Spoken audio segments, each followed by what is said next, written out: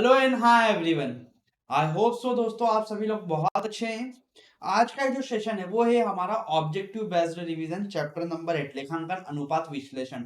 Chapter number 8 का क्या है दोस्तों, यहाँ पर रिवीजन करने जा रहे हैं। आप बोलोगे सर आपने तो ये क्या है नोट्स से पढ़ाना स्टार्ट कर दिया। यस ऑफ कोर्स दोस्तों, बिकॉज मैं आपको यहाँ पर क्या है कुछ चीजें नोट डाउन भी करूंगा। बिकॉज पीपीटी में मैं आपको लिखवा नहीं पा रहा था कुछ नोट्स, तो मैं अब क्या है मैंने स्टार्ट किया है कि मैं आप लोगों को जो है आपके नोट हैं उनसे ही क्या है दोस्तों पढ़ाऊंगा। ठीक है, सो लेट्स बिगिन। चैप्टर का नाम क्या है? लेखांकन अनुपात विश्लेषण। ठीक है, देखिए मैं बड़ा कर देता हूं, आप सभी लोगों को प्रॉपरली स्क्रीन पर दिखाई देगा। ठीक है, हमारे जो चैप्टर है, चैप्टर में क्या है तीन शब्द है, लेखांकन, जस्ट में लेखांकन, अनुपात और विश्लेषण। सो सबसे पहले बिफोर स्टार्टिंग दिस चैप्टर आप सभी को क्या है ये तीन टर्मिनोलॉजी, लेखांकन का मतलब क्या होता है, अनुपात का मतलब क्या होता है और विश्लेषण का मतलब क्या होता है वो पता होना। तो लेखांकन का मतलब क्या होता है दोस्तों, हमारा लेखांकन का मतलब होता है क्या, अकाउंटिंग से। आप जो लेखांकन करते हैं ना, अकाउंटिंग करते हैं ना, उसे ही क्या बोला जाता है, उसे ही बोला जाता है दोस्तों क्या, लेखांकन। अनुपात का मतलब क्या होता है, अनुपात का मतलब होता है दोस्तों क्या, रेशो। रेशो का मतलब क्या होता है साहब, अकाउंटिंग का मतलब तो हिंदी में इंग्लिश में हो गया रेशो, मगर रेशो को यदि सरल और आसान भाषा में बोला जाए तो दो चीजों को क्या करना, कंपेरिजन करना, या जिसको बोल सकते हैं क्या, तुलना करना। जैसे आपने बोला, आपने देखा होगा जब हम क्या पिछले साल के प्रॉफिट को इस साल से कंपेयर करते हैं तो ये क्या है, ये रेशो एनालिसिस है। रेशो एनालिसिस में क्या करते हैं, पिछले साल के प्रॉफिट को इस साल से क्या करते हैं, कंपेयर करते हैं और देखते हैं कि प्रॉफिट कम हुआ है या ज्यादा हुआ है, उसे क्या बोला जाता है, रेशो। रेशो का मतलब होता है दो आइटम के बीच में, दो चीजों के बीच में क्या करना, समानता, या दो समान चीजों के बीच में तुलना करना। यहां पर आप सभी को याद रखना, जब भी आप रेशो एनालिसिस कर रहे हो तो आपका बेस जो होना चाहिए वो क्या होना चाहिए, सेम। मतलब यदि फॉर एग्जांपल मैं बोलूं बेस सेम होने से मतलब क्या, यदि फॉर एग्जांपल मैं प्रॉफिट का कंपैरिजन कर रहा हूं, इस साल के प्रॉफिट का कंपैरिजन कर रहा हूं, तो पिछले साल के प्रॉफिट से ही कर सकता हूं। ऐसा नहीं कि इस साल के प्रॉफिट का कंपैरिजन पिछले साल के कॉस्ट ऑफ गुड्स सोल्ड, बेचे गए माल की लागत से यदि कंपैरिजन कर रहा हूं तो क्या ये कंपैरिजन हमारे लिए लाभदायक होगा, नहीं। आप जब भी दो चीजों की तुलना कर रहे हो तो दोनों का जो आधार है वो क्या होना चाहिए, समान होना चाहिए। रेशियो का फंडामेंटल रूल है कि आप दो चीजों में, दो समान चीजों में तभी तुलना कर पाओगे जब उनका आधार क्या है, बेस सेम हो। ठीक है, तो यह बेसिक कंसेप्ट आप लोगों को पता होना। ठीक है, देन नेक्स्ट क्वेश्चन आता है विश्लेषण का मतलब क्या। विश्लेषण का मतलब होता है एनालिसिस करना, मतलब समझना, उसका इंटरप्रिटेशन करना कि प्रॉफिट बढ़ा है या घटा है, घटा है तो क्यों घटा है, उस तरीके के एनालिसिस को बोला जाता है क्या, पता लगाना। एनालिसिस करना मतलब पता लगाना रूट कॉज क्या है किसी भी चीज होने का। ठीक है, सो आई होप सो आपको समझ में आया बेसिक मीनिंग क्या है। लेखांकन अनुपात विश्लेषण का मतलब है कि कंपनी के फाइनेंशियल स्टेटमेंट को, कंपनी के जो है हमारे वित्तीय विवरण की क्या करना, तुलना करना दो अलग अलग सालों की, और पता लगाना कि क्या है, सही है या क्या हुआ है और क्या किस कारण से हुआ है। ठीक है, आई होप सो आपको समझ में आया। नेक्स्ट क्वेश्चन, सबसे पहला जो हमारा क्वेश्चन है दोस्तों, हम मूव ऑन कर रहे हैं किसके ऊपर, सबसे पहले क्वेश्चन है हमारा सही विकल्प क्वेश्चन। सबसे पहला क्वेश्चन आप सभी की स्क्रीन के ऊपर ये रहा क्वेश्चन, अनुपात विश्लेषण का अर्थ। अनुपात विश्लेषण का मतलब क्या होता है, दो संख्याओं के मध्य गणितीय संबंध स्थापित करना। क्या बोला गया, गणितीय संबंध स्थापित करना होता है। दो संख्याओं के मध्य गुणात्मक संबंध स्थापित करना, कौन सा, गुणात्मक संबंध स्थापित करना। दो संख्याओं के मध्य विपरीत संबंध स्थापित करना, या इनमें से कोई नहीं। तो देखिए लेखांकन अनुपात, अनुपात विश्लेषण का मतलब होता है कि दो संख्याएं जो है, हम बात कर रहे हैं ना पिछले साल का प्रॉफिट और इस साल का प्रॉफिट, तो उन दोनों के बीच में क्या मैथमेटिकल रिलेशनशिप स्टैब्लिश करना। कि कौन सी रिलेशनशिप स्टैब्लिश करना, गणितीय संबंध स्थापित करना, ताकि आप किसी निष्कर्ष पर पहुंच सको।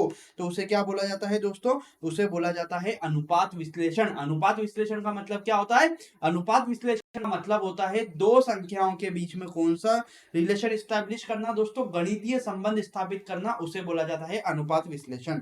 दूसरा क्वेश्चन, चालू अनुपात का मतलब क्या होता है।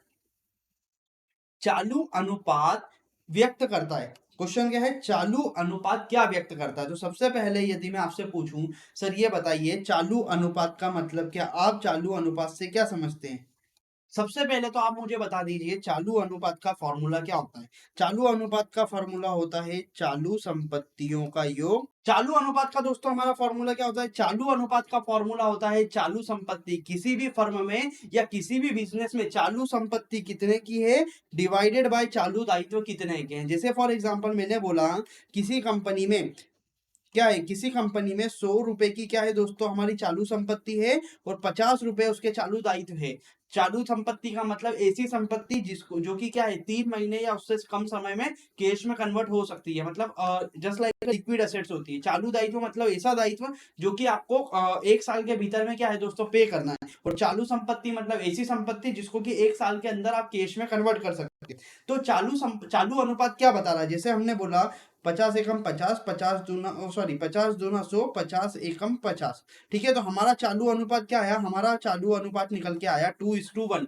इसका मतलब क्या है, चालू अनुपात जो हमारा निकल के आया 2:1, इसका मतलब है कि किसी भी कंपनी में उस कंपनी में चालू संपत्ति कितनी है, 2 गुना है। किसके कंपेरिजन में, कंपनी के चालू दायित्व के कंपेरिजन में। मतलब कंपनी के पास 2 गुना संपत्ति है। यदि उसके दायित्व आज भी पैसा मांगने आ जाते हैं तो कंपनी क्या है आसानी से पे कर सकती है, क्योंकि उसके क्या है चालू संपत्ति ज्यादा है चालू दायित्व के कंपैरिजन में। तो चालू अनुपात क्या बताता है, चालू अनुपात बताता है कि कंपनी के पास चालू संपत्ति कितने गुना है किसके रिस्पेक्ट में, उसकी चालू दायित्व के रिस्पेक्ट में। ठीक है, सो यहाँ पर ऑब्जेक्टिव में वो आपसे क्या पूछना चाह रहा है, चालू अनुपात व्यक्त करता है, चालू अनुपात किन दो चीजों के बीच में रिलेशनशिप बताता है। तो चालू अनुपात हमारा दोस्तों रिलेशनशिप बताता है किसके बीच में, चालू संपत्ति एवं चालू दायित्व।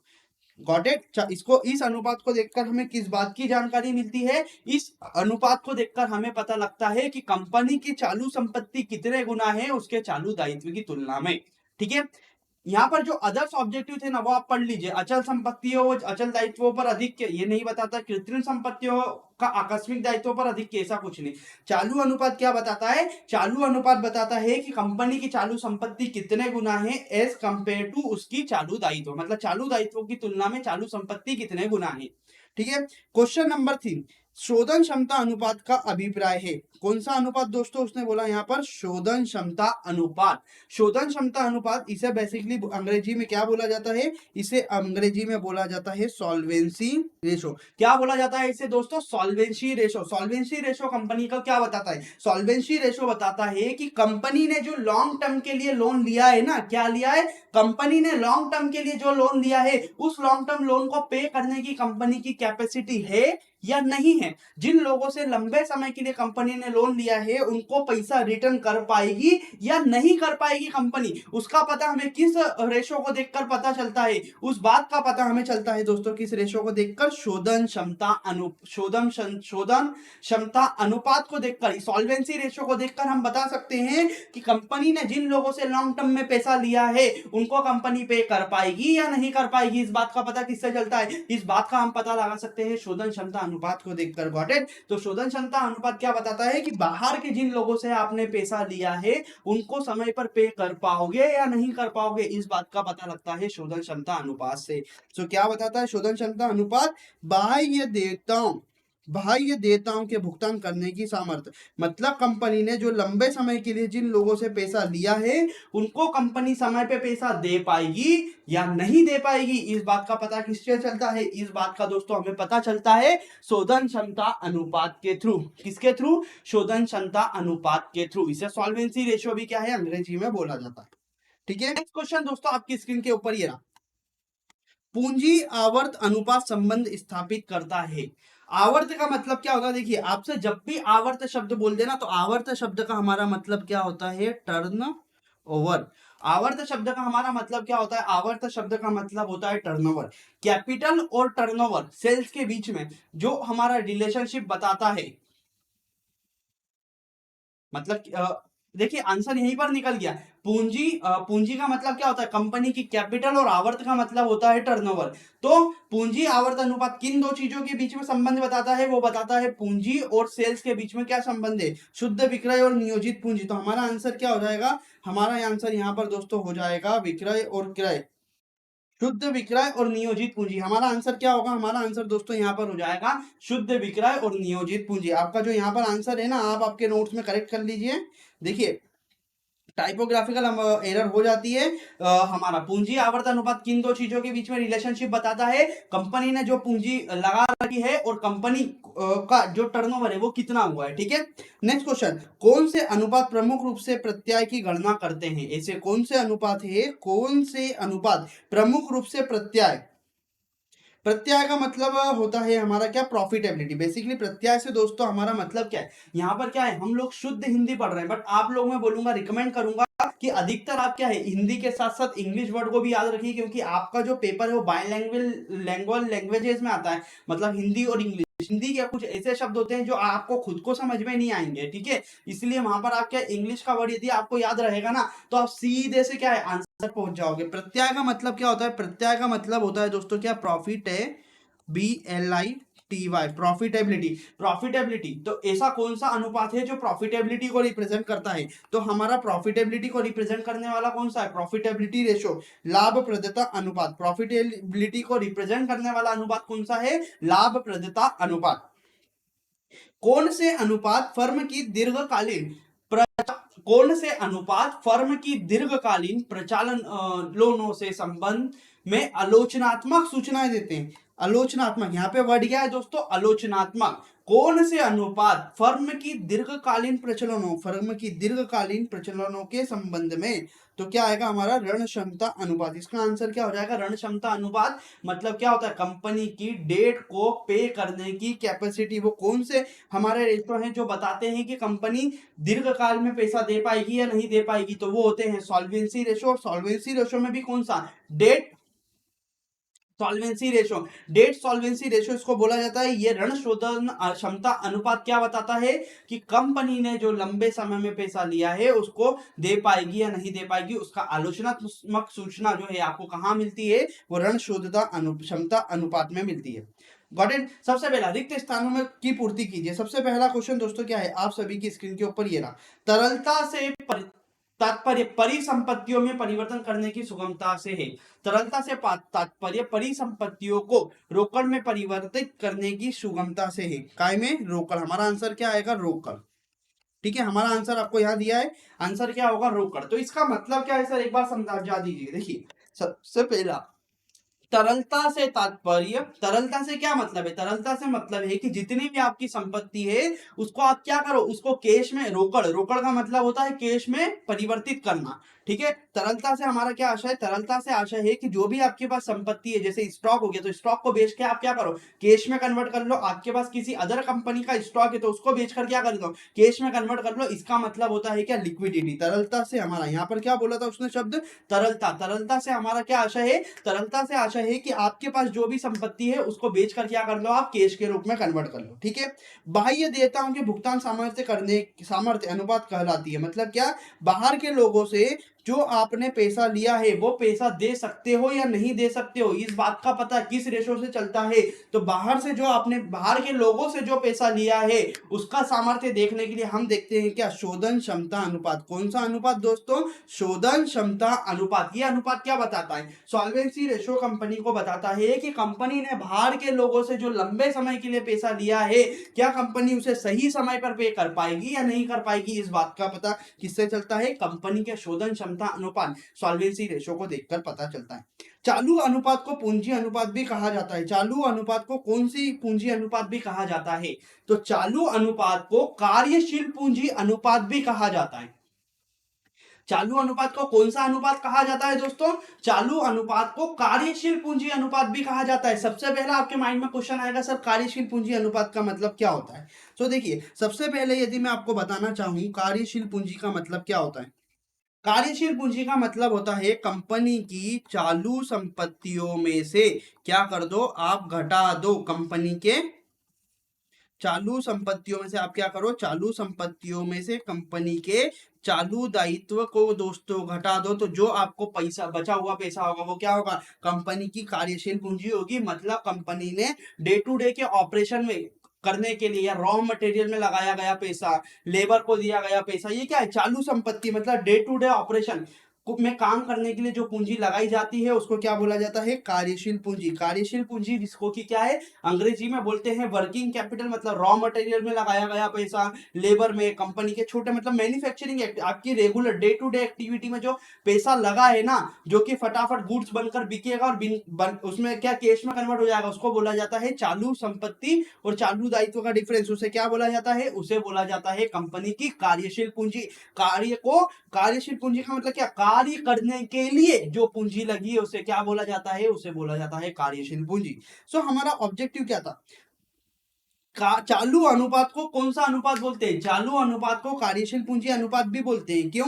क्योंकि देखो, कार्यशील पूंजी का मतलब क्या है? चालू संपत्ति में से चालू दायित्व घटा दो, तो ये क्या है? किन दो चीजों के बीच में रिलेशनशिप बता रही है कार्य पूंजी? कार्य पूंजी चालू संपत्ति और चालू दायित्व के बीच में क्या है? संबंध बता रही है। और हमारा चालू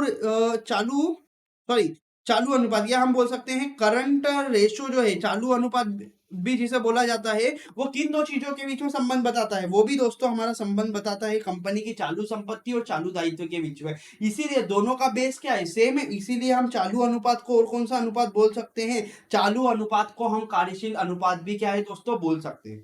नेक्स्ट क्वेश्चन, सकल लाभ अनुपात की गणना। सकल लाभ, शुद्ध लाभ।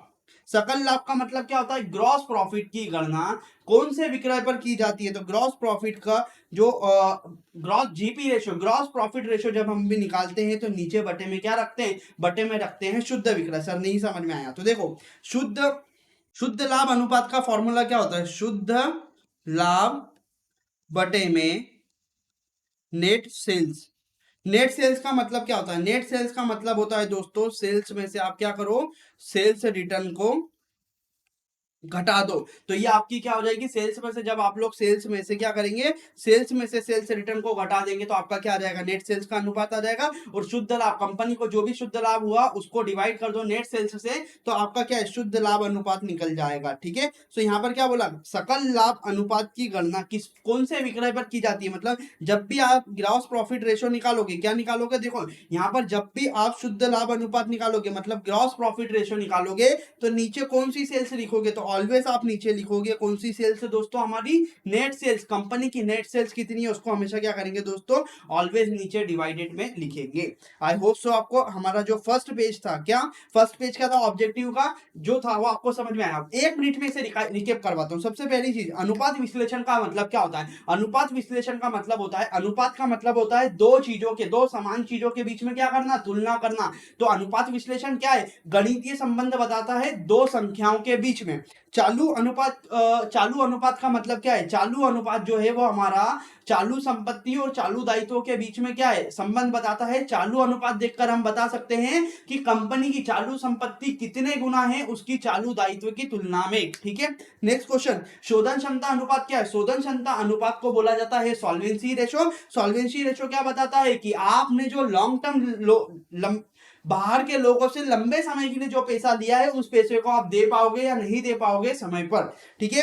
नेक्स्ट क्वेश्चन, पूंजी आवर्त अनुपात क्या है? पूंजी आवर्त अनुपात कैपिटल टर्नओवर रेशो बताता है शुद्ध विक्रय, मतलब आपका नेट सेल्स और आपकी नियोजित पूंजी कैपिटल एम्प्लॉयड और शुद्ध विक्रय के बीच में क्या संबंध है। ठीक है। नेक्स्ट क्वेश्चन, कौन से अनुपात फर्म के दीर्घकालीन प्रचलनों के संबंध में आलोचनात्मक, मतलब डेट सॉल्वेंसी रेशो बताता है कि कंपनी जो है डेट को पे कर पाएगी या नहीं कर पाएगी। रिक्त स्थानों की पूंजी, तरलता से हमारा क्या आशा है? तरलता से हमारा आशा है कि चालू संपत्तियों को एक साल के भीतर बेचकर काय में कन्वर्ट करना, कैश के रूप में कन्वर्ट करना। बाह्य देवताओं के का मतलब क्या होता है? बाह्य देवताओं का मतलब होता है शोधन क्षमता अनुपात या सॉल्वेंसी रेशो जो है वो बताता है बाहर के लोगों से जो लंबे समय के लिए पैसा लिया उसे दे पाओगे या नहीं दे पाओगे। चालू अनुपात का मतलब क्या है? चालू अनुपात को हम कार्यशील अनुपात भी बोलते हैं। क्यों? क्योंकि चालू अनुपात भी दो तत्वों से मिलकर बनता है, चालू संपत्ति और चालू दायित्व। और कार्यशील पूंजी के भी दो अंग ही होते हैं, क्या? चालू संपत्ति और चालू दायित्व। कार्यशील पूंजी निकालना हो तो फॉर्मूला क्या होगा? कार्यशील पूंजी निकालने के लिए हमारा फॉर्मूला होगा, चालू संपत्ति में से आप क्या करो? चालू संपत्ति में से चालू दायित्व को घटा दो तो आपको क्या मिल जाएगी? कार्यशील पूंजी मिल जाएगी। सकल लाभ, सकल लाभ अनुपात निकालने के लिए हम शुद्ध सकल लाभ को किससे डिवाइड करते हैं? तो उसको डिवाइड करते हैं शुद्ध विक्रय से।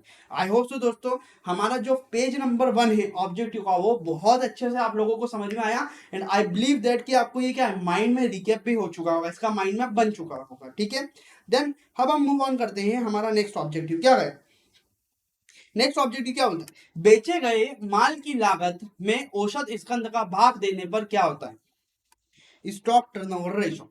ठीक है, मतलब स्टॉक टर्नओवर रेशो क्या होता है, वो आपसे यहाँ पर क्या पूछ रहा है, वो आपसे एग्जामिनर पूछना चाह रहा है कि भैया क्या आपको स्टॉक टर्नओवर रेशो का फॉर्मूला आता है या नहीं आता है, और आता है तो सही से आता है क्या।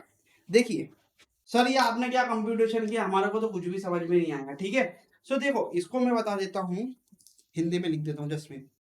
ठीक है, आई होप सो दोस्तों ये समझ में आया। देखिए स्कंद आवर्त अनुपात का मतलब क्या होता है, स्कंद आवर्त अनुपात बताता है कि कंपनी के द्वारा बेचे गए माल डिवाइडेड बाय एवरेज स्टॉक, मतलब कंपनी ने जो माल बेचे गए माल, जो माल बेचा उसकी लागत कितनी थी, और कंपनी अपने पास ऑन एन एवरेज कितने रुपए का स्टॉक रख के रखती है। जैसे फॉर एग्जांपल के तौर पर समझना, किसी कंपनी ने जो माल बेचा 20,000 रुपए का साल भर में माल बेचा, और 5,000 रुपए का क्या है स्टॉक उसकी दुकान में पड़ा ही रहता है। इसका मतलब क्या है, कंपनी का स्टॉक टर्नओवर रेशो कितना है, कंपनी का स्टॉक टर्नओवर रेशो जो है वो दोस्तों कितना है, 4 टाइम्स है। इसका मतलब क्या हुआ, इसका मतलब हुआ कि कंपनी साल भर में अपना जो 5,000 रुपए का स्टॉक है उसके 4 गुना सेल्स करती है, मतलब साल में 4 बार 5-5 हजार रुपए का स्टॉक खरीदती है और उसको क्या है बेच देती है। आई होप सो आपको समझ में आया। तो यदि मैं बोलूं कि कंपनी हर कितने महीने के समय अंतराल में नया माल खरीदती है, तो क्या हमारा साल भर में कितना पीरियड होता है, साल भर में हमारे 12 महीने होते हैं, और साल भर में कितनी बार कंपनी माल खरीदती है, 4 बार माल खरीदती है। इसका मतलब हुआ कंपनी हर 3 महीने में क्या करती है दोस्तों, माल को खरीदती है और बेच देती है। यदि आज माल खरीदा तो वो 3 महीने के अंदर बेचकर उसको मैं क्या कर लूंगा, कन्वर्ट कर लूंगा कैश के रूप में। तो स्टॉक टर्नओवर रेशियो क्या बताता है, स्टॉक टर्नओवर रेशियो बताता है कि कंपनी ने यदि आज माल खरीदा तो इसको बेचकर कितने दिनों में टोटल माल को बेच देगी और कैश के रूप में कंपनी कन्वर्ट कर लेगी, उसे ही क्या बोला जाता है, स्टॉक टर्नओवर रेशियो। तो हमारा आंसर क्या आएगा इस, हाँ जी दोस्तों, हाँ जी दोस्तों, तो हमारा आंसर क्या होगा, बेचे गए माल की लागत में औसत स्कंद का भाग देने पर, मतलब कॉस्ट ऑफ गुड सोल्ड में जब आप एवरेज स्टॉक का भाग दोगे, एवरेज स्टॉक की वैल्यू का भाग दोगे, तो आपको कौन सा रेशियो निकल कर आ जाएगा, आपका रेशियो निकल कर आ जाएगा स्कंद आवर्त अनुपात। आई होप सो आपको समझ में आया। स्कंद आवर्त रेशियो आवर्त अनुपात का मतलब क्या होता है, स्कंद आवर्त अनुपात बताता है कि कंपनी कितने दिनों में माल खरीदकर उसको पूरा का पूरा बेच देती है, और साल भर में कितनी बार कंपनी माल खरीदती है। ठीक है, आई होप सो आपको दोस्तों ये समझ में आया। हाँ जी दोस्तों, तो अब हम मूव ऑन कर रहे हैं किस चीज के ऊपर, अब हम मूव ऑन कर रहे हैं हमारा सत्य असत्य के क्वेश्चन के ऊपर। कौन से क्वेश्चन के ऊपर अब हम मूव ऑन कर रहे हैं दोस्तों, अब हम मूव ऑन कर रहे हैं हमारे सत्य असत्य के क्वेश्चन। सबसे पहला क्वेश्चन आपकी स्क्रीन के ऊपर क्या है, ये रहा, तरलता अनुपात का संबंध परिसंपत्तियों को नकदी परिवर्तित करने की क्षमता से है। मतलब क्या सर, नहीं समझ में आया, समझाओ तो सर। ये आंसर तो हमको भी दिख रहा है कि इसका आंसर सत्य है। देखिए क्वेश्चन क्या है उसको समझना सीखो। तरलता अनुपात का मतलब क्या होता है, लिक्विडिटी रेशो का संबंध परिसंपत्तियों को, मतलब जितनी भी चालू संपत्ति होती है उसको किस में कन्वर्ट करने से। तरलता अनुपात का मतलब है कि जो भी आपके पास करंट असेट्स है उसको बेचकर किसके रूप में कन्वर्ट कर लेना, परिसंपत्तियों को बेचकर किसके रूप में कन्वर्ट कर लेना, नगद के रूप में। उसी का मतलब तरलता अनुपात से हमारा आशय क्या होता है, तरलता से मतलब होता है कि संपत्तियों को बेचकर कैश के रूप में कैश कन्वर्ट कर सकते हो या नहीं कर सकते हो। यदि कर सकते हो तो वो आपकी क्या है, तरल संपत्तियों के तरलता अनुपात की तरल संपत्ति, चालू संपत्ति के अंतर्गत वो संपत्ति आ जाएगी। यदि संपत्ति को आप क्या कर देते हो, बेचकर कैश के रूप में कन्वर्ट कर सकते हो या करने की आपकी कैपेसिटी है, तो वो संपत्ति क्या होगी, वो आपकी होगी चालू संपत्ति। शोधन क्षमता अनुपात क्या है, शोधन क्षमता अनुपात जिसे बोला जाता है सॉल्वेंसी रेशो, ये बताता है कि लॉन्ग टर्म में जिन लोगों से पैसा लिया है उनको पे कर सकते हो या नहीं कर सकते हो, कब, समय पर। ईएमआई यदि ड्यू होगी तो ईएमआई सही समय पे दे पाओगे या नहीं दे पाओगे, उनके द्वारा दिया गया पैसा दे उनको लौटा पाओगे या नहीं पाओगे। तो यहाँ पर शब्द क्या बोला, उसने बोला शोधन क्षमता अनुपात जो है क्या वो आपका आंतरिक दायित्व को बताता है। शोधन क्षमता अनुपात क्या आंतरिक दायित्वों को बनाता है, नहीं दोस्तों। शोधन क्षमता अनुपात कौन से दायित्वों को बताता है, शोधन क्षमता अनुपात हमेशा बताता है बाहर के दायित्व, मतलब बाहर के लोगों से जो पैसा लिया है उसको पे कर पाओगे या नहीं कर पाओगे, वो किसको देखकर पता चलता है, वो पता चलता है हमारे को शोधन क्षमता अनुपात को देखकर। ठीक है, नेक्स्ट क्वेश्चन आप सभी की स्क्रीन के ऊपर ये रहा, कार्यशील पूंजी का संबंध, कार्यशील पूंजी का संबंध चालू संपत्तियों एवं चालू दायित्वों से होता है क्या। देखिए कार्यशील पूंजी का मतलब क्या होता है, कार्यशील पूंजी का मतलब होता है कंपनी के द्वारा लगाई गई डे टू डे एक्टिविटी में लगाया गया पैसा किसके अंतर्गत आता है, कार्यशील पूंजी में आता है। कार्यशील पूंजी के कितने घटक होते हैं, दो घटक होते हैं। यदि एग्जामिनर पूछे कार्यशील पूंजी के दो घटक बताओ, तो कार्यशील पूंजी दो घटकों से मिलकर बनती है, चालू संपत्ति और चालू दायित्व। और चालू संपत्ति एवं चालू दायित्व, चालू संपत्ति में से जब चालू दायित्व को घटा दोगे तो आपको क्या मिल जाएगा, कार्यशील पूंजी का अमाउंट मिल जाएगा। इसलिए आंसर क्या होगा दोस्तों, हमारा सत्य होगा।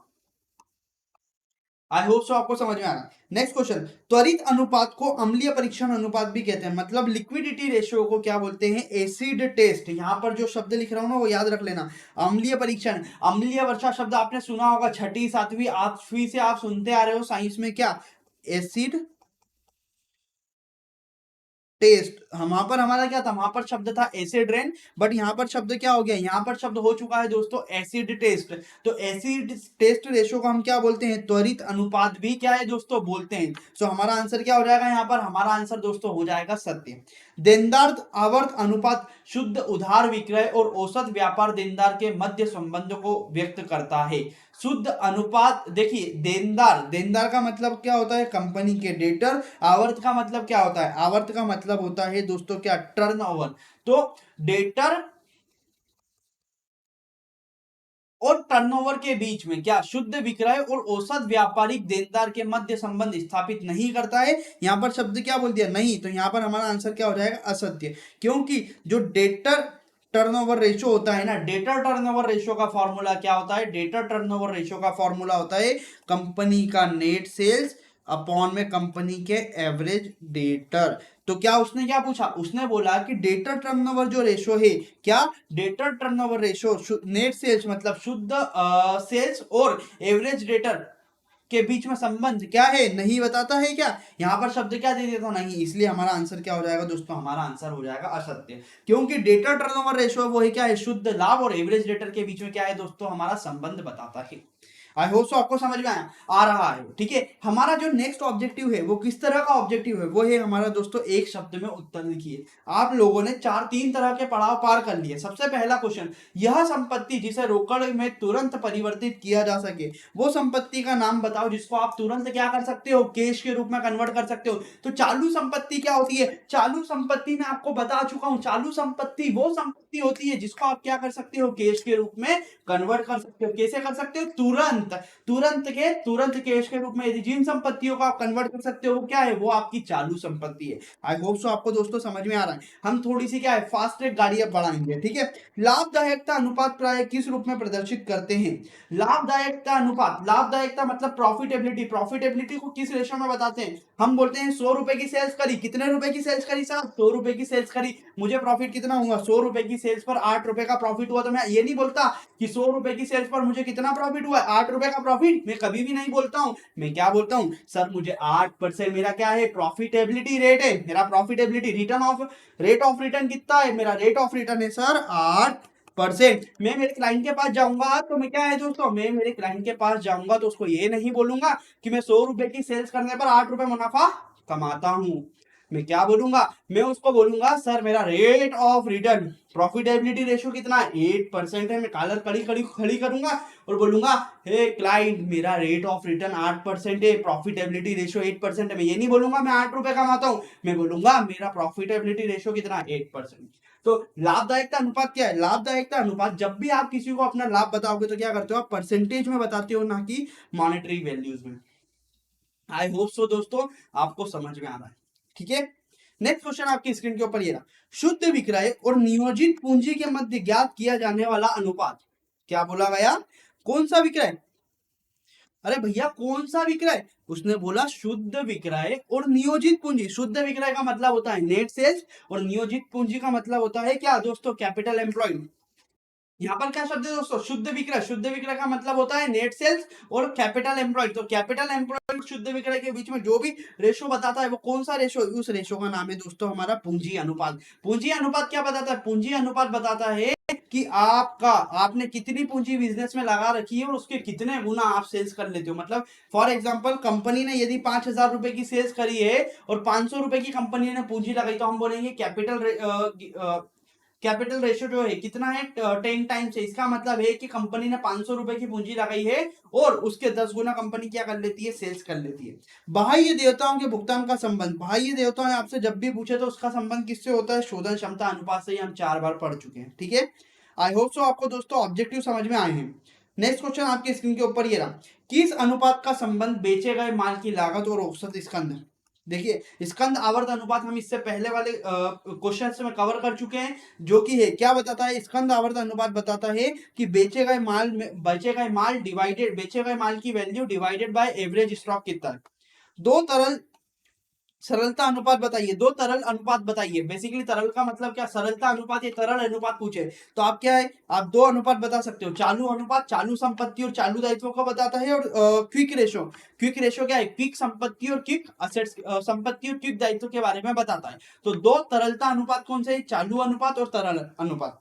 आदर्श अनुपात क्या होता है, तो देखिए चालू अनुपात कम हमारा कितना होना चाहिए, as per the accounting expert के हिसाब से हमारा चालू अनुपात कितना होना चाहिए, किसी भी, हमारा नहीं, किसी भी कंपनी का चालू अनुपात होना चाहिए 2:1। मतलब यदि कंपनी को 50 रुपए किसी के देना है शॉर्ट टर्म में, तो कंपनी के पास कितनी संपत्ति होना चाहिए, 100 रुपए की। इसीलिए बोला गया किसी भी कंपनी का चालू अनुपात 2:1 का होना चाहिए। आदर्श तरलता अनुपात क्या है, आदर्श मतलब अकाउंटिंग एक्सपर्ट के हिसाब से आपके पास यदि 1:1 का क्या है, आपका तरल अनुपात है। मतलब यदि आपके पास 50 रुपए की संपत्ति और 50 रुपए भी यदि किसी को देना है तो आपका आदर्श अनुपात माना जाता है। बट आदर्श कौन सा अनुपात बोला उसने, तरल अनुपात। बट आपका चालू अनुपात कितना होना चाहिए, चालू अनुपात किसी भी कंपनी का होना चाहिए 2:1। और तरल अनुपात पूछा तो तरल अनुपात कितना होना चाहिए, 1:1। चालू अनुपात यदि पूछा तो कितना होगा, 2:1। और आपसे पूछा उसने यदि आदर्श अनुपात बताओ तो आदर्श अनुपात हमारा क्या रहेगा, 1:1।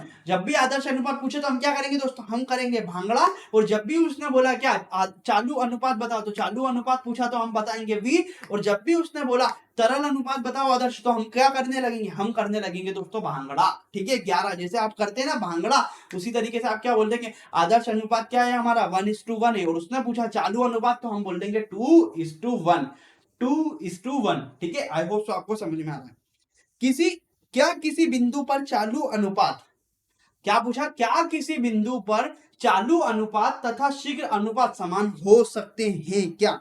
तो देखिए आंसर क्या होगा, जब अंतिम स्कंद तथा पूर्वदत्त व्यय न हो तो ऐसी स्थिति में चालू अनुपात एवं शीघ्र अनुपात समान होंगे।